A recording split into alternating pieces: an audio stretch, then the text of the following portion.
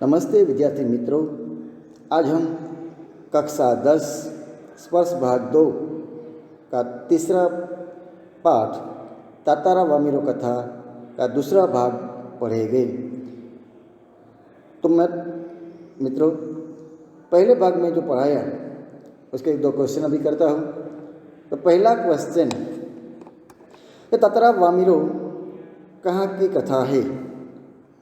तो तातारा वामिरो कथा है जो लिटिल अंडमान और कार निकोबार की कथा है, और जो तातारा और वामिरो नायक और नायिका के रूप में 2 पात्र है, उसकी प्रेम कथा है।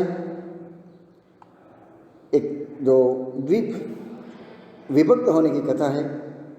दूसरा क्वेश्चन, तातारा की तलवार के बारे में लोगों का क्या मत था, क्या विचार था? जो तातारा तलवार हमने देखा कि पारंपरिक वस्त्र के साथ साथ वो अपने कमर में हमेशा एक तलवार को बांधे रहता है। वो तलवार है, वो लकड़ी की तलवार है। फिर भी लोगों का मत था कि इस तलवार में कोई देवीय शक्ति है, कि हालांकि इस तलवार का कभी उपयोग नहीं किया, फिर भी लोग इस तलवार के बारे में ये सोचते थे, इसमें चमत्कार एक दिव्य शक्ति थी। तो इसी प्रकार और प्रश्न आगे बढ़ाते हैं। तीसरा क्वेश्चन कि तातारा दिन भर अथक परिश्रम करके कहाँ गया? तो तातारा वो दिन पर जो अथक मेहनत बिना थके परिश्रम किया, उसके बाद जो समुद्र किनारा है, समुद्र किनारे टहलने के लिए, घूमने के लिए, थकान को मिटाने के लिए, कि समुद्र की बालू पर वो आराम से मन को शांति देने के लिए कि समुद्र किनारे पर बैठे। इसके बाद जो थोड़ा रिवीजन के जैसे अंतिम में हमने पढ़ा कि समुद्र किनारे पर जो एक सुंदर मधुर जो गीत की जो आवाज़ आ रही थी, वो उसे बेसुध सा करते हुए तातारा उसी ओर जाने के लिए लाचार हो गया, विवश हो गया, और जहाँ से श्रृंगार गीत, मधुर गीत का जो स्वर आ रहा था, उसी ओर बढ़ने के लिए लालच हो गया।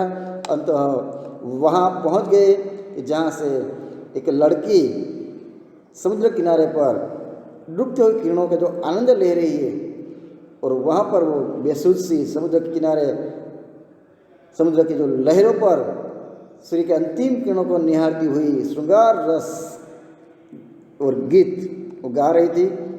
और हम आगे बढ़ते हैं। उसे ज्ञात ही न था, पता ही न था हो सका कि कोई अजनबी युवक उसे निशब्द, इतनी वो बेसुध सी हो गई थी, गाने में लीन हो गई थी, तल्लीन हो गई थी कि अजनबी मतलब जो परिचित ना हो, वो युवक निशब्द बिना कोई शब्द बोले, मतलब ताकना, देखना, ताके जा रहा था, उसे देखते जा रहा था। एकाएक एक ऊंची लहर उठी, अचानक ही एकाएक ही समुद्र से एक लहर आई और उसे वो भिगो गई। जैसे हड़बड़ाहट, जैसे अपने एक अचानक हमें सोते हुए भी उठाते हैं, हम अचानक जाग जाते हैं, उसी प्रकार की लहर ने उसे भिगो दिया। तो वामिरो वो हड़बड़ाहट में गाना भूल गई, गाना रुक गया। तातारा अभी भी उसे निशब्द ताके जा रहे हैं। इसके पहले कि वह सामान्य होती, अपने आप को संभाल सके, तो उसने अपने कानों में गूंजती गंभीर आकर्षक आवाज़ सुनी। यानी कि तातारा ने एक प्रश्न पूछा, आकर्षक मधुर ध्वनि से, गंभीर भाव से गूंजती आवाज़ सुना देना, आवाज़ सुनी। तो वो आवाज़ के शब्द थे कि तुमने एकाएक इतना मधुर गाना अधूरा क्यों छोड़ दिया? एकाएक अचानक इतना मधुर, इतना सुंदर सुरीला कंठ जो पाया है तुमने, वो गाना अधूरा क्यों छोड़ दिया? प्रश्न किया है। तब तातारा ने विनम्रतापूर्वक कहा, विनय से, प्यार से भरे हुए शब्दों से कहा गया, विनती की। अपने सामने एक सुंदर युवक, वामिरो जब सचेत हुई, सावधान हुई, देखा तो सामने एक सुंदर युवक खड़ा है, जो तातारा खड़ा है और सुंदर है, बलिष्ठ है। तो युवक को देखकर वो विस्मित हुई, अचरज हुआ कि अचानक इतना सुंदर युवक सामने कैसे आ गया, और इसके भीतर उसके अंदर मन में विचार में किसी कोमल भावना उसके प्रति प्रेम भाव, कोमल भावना का संचार हुआ, उत्पन्न हुई, किंतु अपने को संयत कर, क्योंकि वो अजनबी युवक है, तो युवक के साथ अचानक इस प्रकार व्यवहार करना उचित नहीं है, इसलिए अपने आप को संभाला, संयत कर, उसे बेरुखी, जो जवाब देना मतलब प्यार से नहीं जवाब देना, बेरुखी सा वर्तन करना, बुरा वर्तन करना, तो बेरुखी के साथ जवाब दिया, यानी ठीक से जवाब नहीं देना। तो पहले बताओ, कहा कि तुम कौन हो, और इस प्रकार बिना पूछे, जान पहचान नहीं है, अजनबी हो और मेरे सामने खड़े हो गए हो, तो प्रश्न किया है पहले तुम बताओ तुम कौन हो, और इस तरह मुझे घूरने, ताकना, देखना, घूरने और इस असंगत जो उचित न हो, इस असंगत प्रश्न का कारण क्या है, तू किस प्रकार मुझे पूछ सकते हो। और अपने गांव के अलावा यहाँ जो रिवाज है, रीति है कि अपने गांव के अलावा किसी और गांव के युवक के प्रश्नों का उत्तर देना, और देने को मैं बाध्य नहीं हूँ, बाध्य यानी कि जैसे हमें कंपलसरी जवाब देना पड़े, उसी प्रकार मैं नियम से बंधी हुई नहीं हूँ, तो मैं तुम्हारा जवाब देने के लिए मैं तैयार नहीं हूँ, ये तुम भी जानते हो, क्योंकि यहाँ पर रिवाज है कि एक गांव का लड़का दूसरे गांव की लड़की के साथ शादी या बातचीत नहीं कर सकते हैं, तो ये बात तुम भी जानते हो, और मैं भी बाध्य बंधन में नहीं हूँ, मैं तुम्हारा ये असंगत प्रश्न का आंसर नहीं दे सकती। तब तातारा मानो शुद्ध बुद्ध खोए हुए था, शुद्ध बुद्ध होना बेहोश जैसा तल्लीन हो गया था, उस गाना सुनने के लिए बेताब हो गया था, लालच हो गया था, इतना व्याकुल हो गया था, आतुर हो गया था, उसे वो गाना सुनना था, और जवाब देने के स्थान पर अपना होश खो बैठा था, तो उसी के सामने प्यार से जवाब देने के स्थान पर उसने पुनः मतलब फिर से वो अपना प्रश्न दोहराया, रिपीट किया, तुमने गाना क्यों रोक दिया। प्रश्न फिर से किया वही कि जवाब देने के बदले में वही रट लगाए रहता है कि तुमने गाना क्यों रोक दिया, गाओ, गीत पूरा करो। लड़की को ऐसे ही बार बार वो कह रहा है कि सचमुच तुमने बहुत ही सुरीला कंठ पाया है, कंठ गला सुरीला सुंदर, वाकई सचमुच तुमने एक सुंदर कंठ पाया है, तो तुमने गाना क्यों रोक दिया, गाओ ना, गीत पूरा करो, ऐसे बार बार वो विनती करता है। तो वामिरो कहती है कि ये तो मेरे प्रश्न का उत्तर न हुआ। युवती ने कहा कि मैंने जो पूछा है कि तुम कौन हो, कहाँ से आए हो, और यहाँ का जो रीति रिवाज है तुम्हें पता है, उसका जवाब पूछा है। तातारा ने वो जवाब नहीं दिया, तो युवती ने कहा कि यह तो मेरा प्रश्न का उत्तर नहीं है, जवाब नहीं है। तब फिर से तातारा बेसुध हो गया है, सच बताओ तुम कौन हो, लपाती गांव में तुम्हें कभी देखा नहीं है। लपाती गांव वामिरो का जो गांव है, कहते हैं कि सच बताओ तुम कौन हो, फिर से प्रश्न दोहराती है, और इस गांव में पहले कभी तुम्हें देखा नहीं है। तब तातारा मानो सम्मोहित था, जैसे तल्लीन हो गया हो, वामिरो की ओर आकर्षित होता था, सम्मोहित हो गया था। तब उसके कानों में युवती की आवाज़ ठीक से पहुंच न सकी, जिस प्रकार बेध्यान देते हम, कभी जब हम बेध्यान हैं और कोई हमें बुलाते हैं, कुछ हमें कहते हैं, हमें ध्यान में नहीं रहता है, उसी प्रकार वो सम्मोहित हो गया था युवती के प्रति, और इसीलिए युवती का जो प्रश्न था वो ठीक से सुन नहीं सका। उसने पुनः विनय की, प्रार्थना की कि तुमने गाना क्यों रोक दिया, गाओ ना। बार बार ये फिर से वही दोहराते हैं कि तुमने गाना क्यों रोक दिया, गाओ ने, गीत पूरा करो ने, कि तुमने कितना मधुर सुरीला कंठ पाया है। उसे तो वामिरो को गाना गाने के लिए आग्रह करते हैं। तब युवती झुंझला उठी, वह कुछ और सोचने लगी।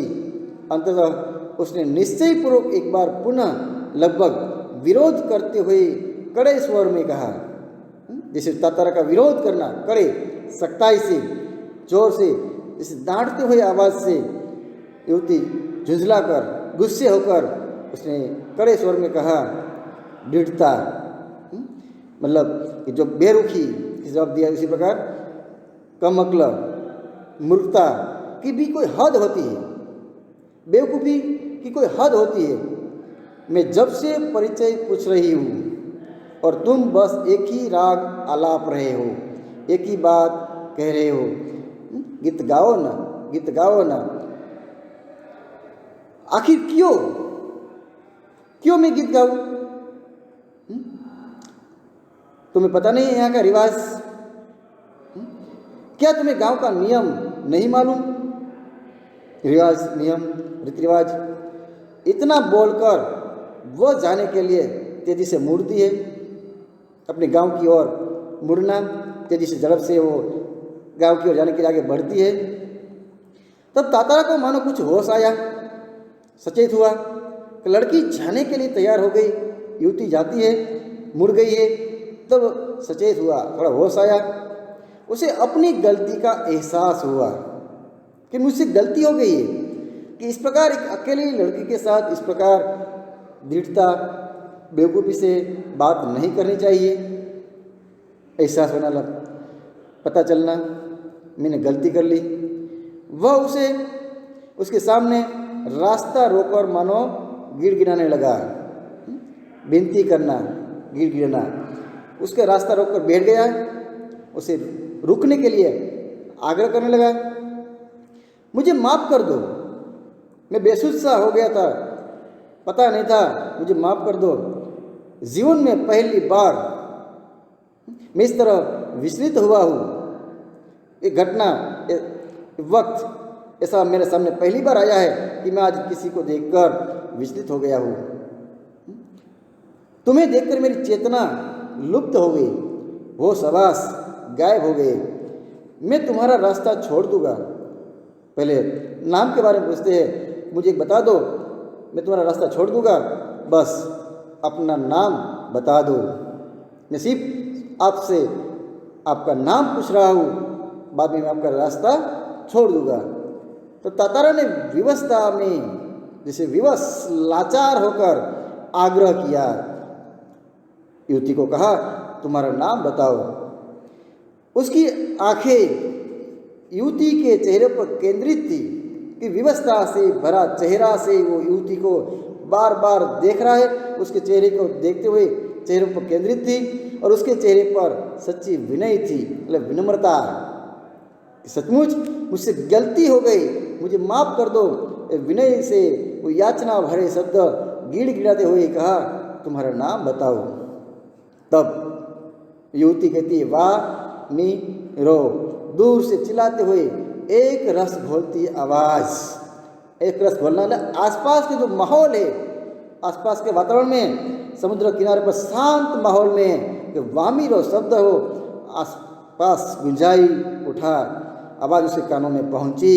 वामिरो भागती हुई, दौड़ती हुई, चिल्लाती हुई, वामिरो वामिरो कहती हुई अपने गांव की ओर भाग गई। वामिरो वामिरो, वाह कितना सुंदर नाम है। तातारा ने जब नाम सुना कि वामिरो, तब तातारा को उसका नाम बहुत सुंदर लगा।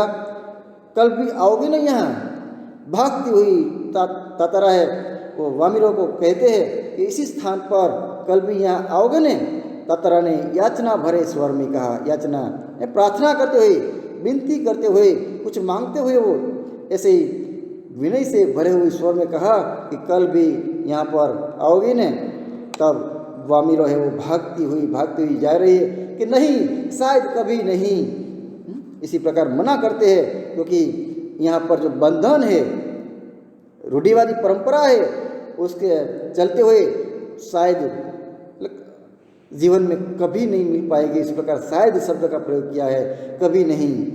और वामिरो ने अन्य मनस इच्छा न हो, फिर भी हमें वो काम करना पड़ता हो, ऐसे ही अन्य मनस्तापूर्वक कहा और झटके से लपाती की ओर तरफ बेसुध सी दौड़ पड़ी। यानी कि वामिरो को ये जो आने की इच्छा तो है, अन्य मनस, मन में इच्छा है, फिर समाज क्या कहेंगे, समाज में उसका अपमान होगा, और उसी वजह से वो मन में इच्छा होने के बावजूद भी बाहरी दिखावा मना करती है और लपाती गांव की ओर बेसुध सी दौड़ पड़ी।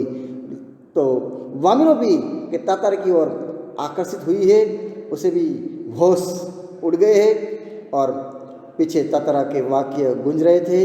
तातारा अभी भी कह रहे हैं कि कल इसी स्थान पर मैं तुम्हारा इंतजार करूँगा, तुम कल भी यहाँ आना।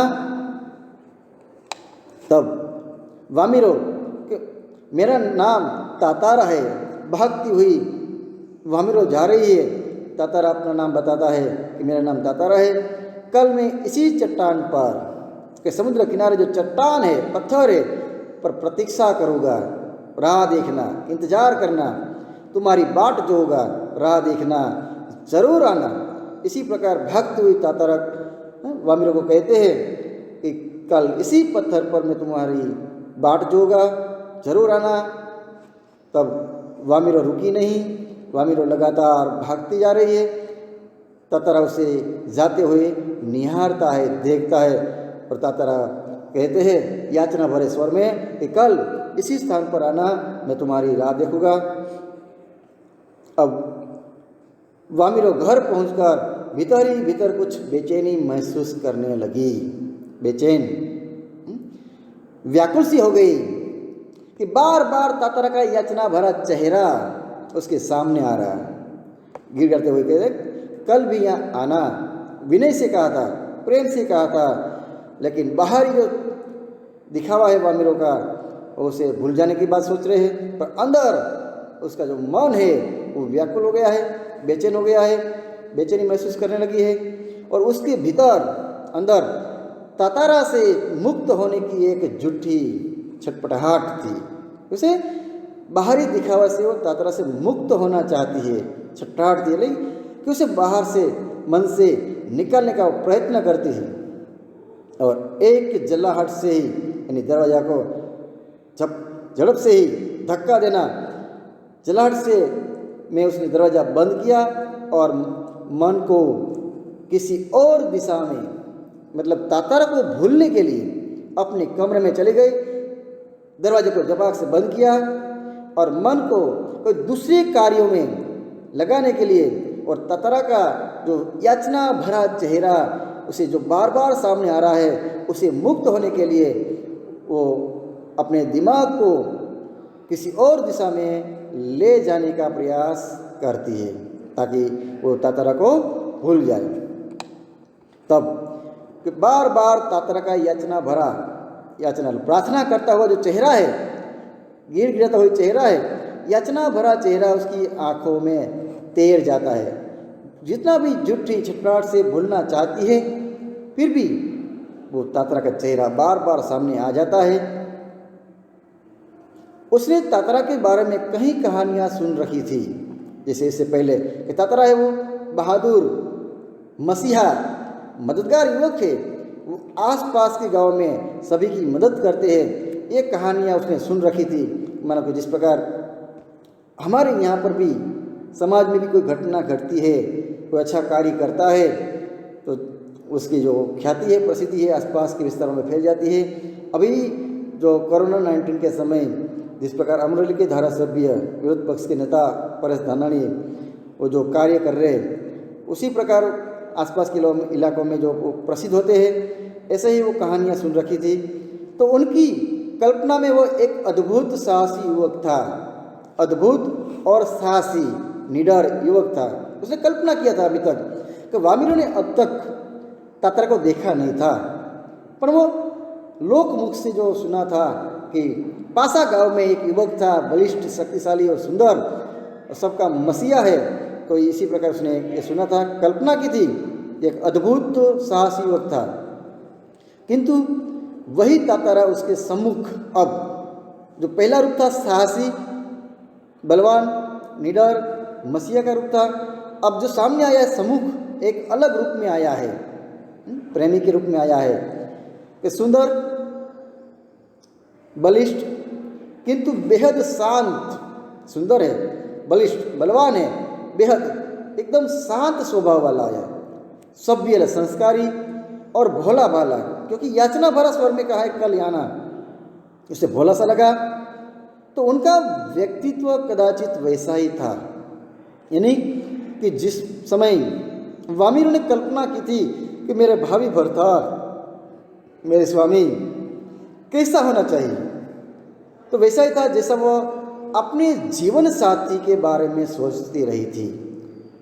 इससे पहले कि हर एक लड़की ने कोई स्वप्न देखा हो कि मेरा आने वाले जो भरतार है, जीवन साथी हो, ऐसा हो, तो यहाँ तात्रा ने भी जो गुण है वो गुण वामिरों को अच्छा लगा और उसने सोचा था वैसा ही गुण उसे दिखाई देता है। तो उसे ऐसा लगा कि यही मेरे अनुरूप हो सकता है। किंतु एक दूसरे गांव के युवक के साथ यह संबंध परंपरा के विरुद्ध था। यहाँ जो रीति रिवाज है, रिवाज ये है कि एक गांव का लड़का दूसरे गांव की लड़की के साथ विवाह के संबंध में बन सकते नहीं, इसलिए ये परंपरा के विरुद्ध था। अतएव इसलिए उसे भूल जाना ही श्रेयस्कर समझा, लाभदायक। ये समझ नहीं हो सकता है तो अभी से ही जो लगाव बड़ा है, प्रेम बड़ा है, एक दूसरे के प्रति जो आसक्त है, तो अभी से ही उसे भूल जाए तो ही हमारे लिए भला है, नहीं तो फिर बाद में परिस्थिति विकट हो सकती है, समाज उसे स्वीकार नहीं करेंगे, तो तब भूलना है, इससे अच्छा है अभी से उसे भूल जाए। किंतु यह असंभव जान पड़ा कि बार बार तातारा का याचना भरा चेहरा उसके सामने आ रहा है, बेहद शांत विनय से भरा हुआ चेहरा। उसे भूलने का प्रयत्न किया, लेकिन वामिरो ये नहीं भूल सकी। वामिरो के लिए ये असंभव सा जान पड़ा। तब तातारा बार बार उसकी आंखों के सामने, घर पर है फिर भी याचना भरा जो चेहरा है वो वामिरो के सामने आता है। तब निर्विमेष बिना पलके झुकाए, आंखें के जो पलके हैं मतलब एकटक देखना, तो निर्विमेष याचक की तरह कि जो याचक है कोई मांगने वाला है, उसी तरह बिना पल के झुकाए याचक की तरह वो प्रतीक्षा में डूबा हुआ है, राह देखता है कब आएंगे वामिरो, राह देखते हैं। तो इस तरफ दोनों के प्रति लगाव बढ़ गया है, दोनों दूसरे के प्रति आसक्त हो गए हैं, लेकिन गांव की परंपरा के चलते हुए ये संबंध वामिरों को स्वीकार नहीं है, पर मन उसका मानने के लिए तैयार नहीं है। तो किसी तरह रात बीती, ये छटपटाहट, बार बार तातारा का याचना भरा चेहरा सामने आता है और दोनों के हृदय व्यथित थे, दुखी थे, एक दूसरे को मिलने की चाहत थी। किसी तरह आंच रहित एक ठंडा, आंच रहित, विघ्न रहित ठंडा और उबाऊ दिन, उबाऊ कंटालाजनक दिन, क्योंकि दोनों को रात की, शाम की प्रतीक्षा थी। पूरी रात बिताई, दिन बिताना है, शाम के वक्त समुद्र किनारे मिलना है, इसलिए ठंडा, जो दिन में कोई मज़ा ना आए, ठंडा उबाऊ कंटालाजनक दिन गुजरने लगा, दिन पसार होने लगा। शाम की प्रतीक्षा थी, रात, सूर्यास्त का समय, संध्या का समय की राह देखना था। तो तातारा के लिए मानो पूरे जीवन की अकेली प्रतीक्षा थी, क्योंकि पहली बार तातारा इस प्रकार विचलित हुआ है, पहली घटना है अपने जीवन में, किस प्रकार उसे किसी की राह देखना है, तो अकेली प्रतीक्षा थी। उनके गंभीर और शांत जीवन में, अब तक का जो जीवन था वो गंभीर था, शांत जीवन था, अकेला था, वीर था, साहसी था, बहादुर था। तो पहली बार ऐसा हुआ, विचलित, किसी के प्रति आसक्त हुआ हो, वो पहली घटना है, इसलिए वह अचंभित था, विचलित हो चुका था, साथ ही रोमांचित भी था। उसे मिलने की प्रतीक्षा करना था, मन उसे मिलने के लिए व्याकुल था, रोमांचित भी था। तो दिन ढलने के काफ़ी पहले वह लपाते की उस समुद्र चट्टान पर पहुंच गया। अभी दिन ढलने का काफ़ी समय बाकी था, फिर भी वो जल्दी वहाँ पहुंच गए। तो वामिरों की प्रतीक्षा में एक एक पल पहाड़ की तरह भारी था, क्योंकि आज भी हम महसूस कर सकते हैं कि हमें किसी की राह देखना है। एग्जाम्पल ले सकते हैं खास, जैसे देखें कि हमने सुबह पापा को कहा है कि आज हमारे लिए चीज़ लाना है, तब पापा ने कहा कि शाम को मैं आऊँ तब लाकर लेकर आऊँगा, और तब हम पापा की जब राह देखते हैं, बार बार बाहर जाकर देखेंगे कब पापा आएंगे। तो इसी प्रकार तातारा है अचंभित हो चुका था, रोमांचित हो चुका था।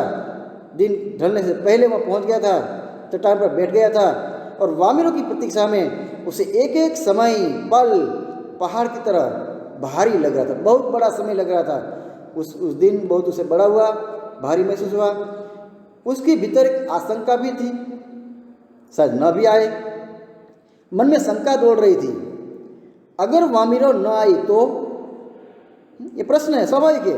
उस समय जाते समय तो मना किया था, वह कुछ निर्णय नहीं कर पा रहा था, क्या करे, आएगी या नहीं, ऐसे कुछ सोच सकता नहीं है, कुछ भी निर्णय नहीं कर सकते हैं। सिर्फ प्रतीक्षारत था, सिर्फ और सिर्फ राह देखता है, वामिरो आएगी, वामिरो आएगी।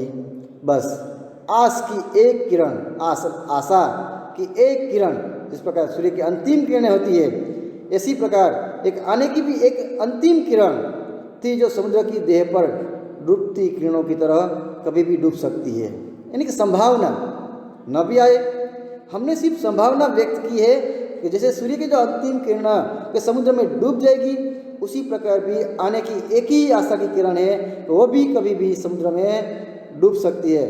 मतलब वामिरो न भी आए, वो बार बार लपाती के रास्ते पर, जिस गांव लपाती गांव का जो रास्ता है उसी पर नजरें दौड़ाता है, कि बार बार देखते हैं कि जिस प्रकार हम भी घर से बाहर निकल खिड़की पर आते हैं, पापा को देखते हैं, पापा आते हैं, उसी प्रकार उसी रास्ते पर नजरें दौड़ाता है। तब सहसा अचानक नारियल के झुरमुटों के समुद्र किनारे के बहुत सारे नारियल के पेड़ उगे हुए हैं, समूह। झुरमुटों में उसे एक आकृति कुछ साफ हुई, आकृति चेहरा, कोई व्यक्ति है ऐसे दिखाई दिया, साफ दिखाई दिया। कुछ और थोड़ा थोड़ा ध्यान से देखते हैं तो उसे लगा कोई आ रहे हैं। तब उसकी खुशी का ठिकाना न रहा, मुहावरा है बहुत अधिक खुश होना। सचमुच वो वामिरो थी। ध्यान से देखा, गौर से देखा तो नारियल के झुरमुटों के पीछे से वामिरो आती हुई दिखाई दी, कि लगा जैसे वह घबराहट, डरी हुई में थी। स्वाभाविक है कि जो संबंध है स्वीकार नहीं है, मन नहीं चाहता है मिलने के लिए, फिर भी वो आती है तो डरी हुई थी। वो अपने को छुपाते हुए बढ़ रही थी कि समुद्र किनारे नारियल के जो पेड़ है उसके पीछे छुपते छुपते वो आ रही थी। बीच बीच में इधर उधर दृष्टि दौड़ाना, यानी कि कोई दूसरे कोई देखते तो नहीं है ना, तो आसपास के वातावरण में दृष्टि नज़र दौड़ाना न भूलती थी, कि बार बार वो आसपास के वातावरण में देख लेती है कि दूसरी ओर रास्ते से कोई आ तो नहीं रहा है ना।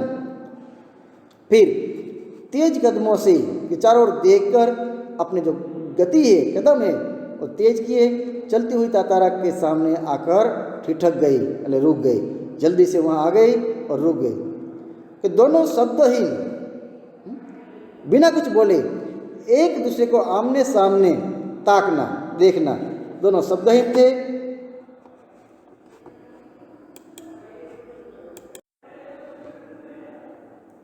दोनों शब्दहीन थे। कुछ भी जो दोनों के भीतर बह रहता है, कि दोनों के अंदर एक प्रकार की कोमल भावना का संचार हुआ। एकटक निहारते हुए, एकटक एक ही ध्यान से दोनों एक दूसरे को निहारते हुए वे जाने कब तक खड़े रहे, मतलब बहुत समय तक बिना बोले निशब्द एक दूसरे को देखते हुए खड़े रहे। और सूरज समुद्र की लहरों में कहीं खो गया था, यानी कि सूर्यास्त हो गया, अंधकार बढ़ने लगा। फिर भी दोनों एक दूसरे को देखते हैं। अंधेरा बढ़ रहा था, आसपास के माहौल में अंधकार छा गया। अचानक वामिरो कुछ सचेत हुई, दोनों एक दूसरे को देखते हुए बहुत समय तक खड़े रहे। फिर अचानक वामिरो सचेत हुई, सजीव हुई और घर की तरफ दौड़ पड़ी। वहाँ से बिना कुछ बोले, बिना शब्द बोले ही घर की तरफ भाग जाती है। तातारा अब भी वामिरो जाती हुई देखता है, वहाँ खड़ा था निश्चल, बिना कोई शब्द बोले, बिना कुछ हिले, शब्दहीन, कोई भी शब्द बोले बगैर वहाँ पर ऐसे निश्चल, हिले बिना, शब्द बोले बगैर वहाँ खड़ा है। तो इसी प्रकार यहाँ का जो पहली मुलाकात के बाद दूसरी मुलाकात अभी हमने देखा तो दोनों बिना कुछ बोले निशब्द एकटक निहारता हुआ वो जो घटना हमने देखी कि दोनों के अंदर एक दूसरे के प्रति प्रेम उत्पन्न अंकुरित हो गया है। दोनों एक दूसरे को भूलना चाहते हैं, पर यह संभव हुआ क्योंकि यहाँ का जो रिवाज है कि एक गांव का लड़का दूसरे गांव की लड़की के साथ विवाह के बंधन में नहीं बन सकती है। तो इसी प्रकार यहाँ पर जो तातारा समुद्र किनारे पहुँच जाते हैं, दोनों को दिन निकलना बहुत ही मुश्किल हो जाता है और दोनों किस प्रकार मिलते हैं वो प्रश्नों के उत्तर इसमें से हमें ढूंढना है। अस्तु।